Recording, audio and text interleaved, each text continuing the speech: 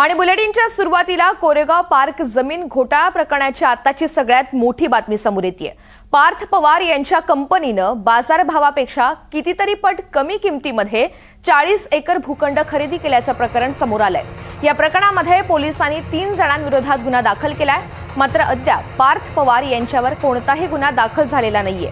पोलिसांनी शीतल तेजवानी, दिग्विजय पाटील आणि रवींद्र तारू यांच्या विरोधात हा गुन्हा दाखल केलाय। पार्थ पवार यांच्या अमेडिया होल्डिंग्स LLP कंपनीनं ही जमीन खरेदी केली होती।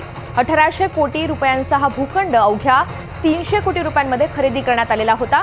त्याचबरोबर मुद्रांक शुल्क सुद्धा माफ करून घेण्यात आलं। हा विषय समोर आल्यानंतर राज्याचं राजकारण तापलंय। या प्रकरणी सायंकाळी दस्त नोंदणी अधिकाऱ्यांकडून तक्रार देण्यात आली। या तक्रारीमध्ये पार्थ पवार यांच्या नावाचा उल्लेख करण्यात आलेला नव्हता। दरम्यान अमेडिया कंपनीचा पत्ता हा पार्थ पवार राहतात तोच आहे, त्यामुळे त्यांना वाचवण्याचा प्रयत्न होतोय का असा सवाल सध्या विचारला जातोय।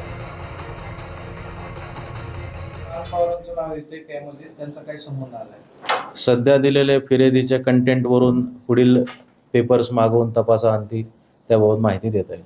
पण आता जो पत्ता सापडला आहे या दस्त नोंदणीत अमेडिया कंपनीचा, तो पार्थ पवारांच्या जिथे राहतात तिथला तो आहे, म्हणजे ऑब्व्हियसली कनेक्शन कुठेतरी जुळतं।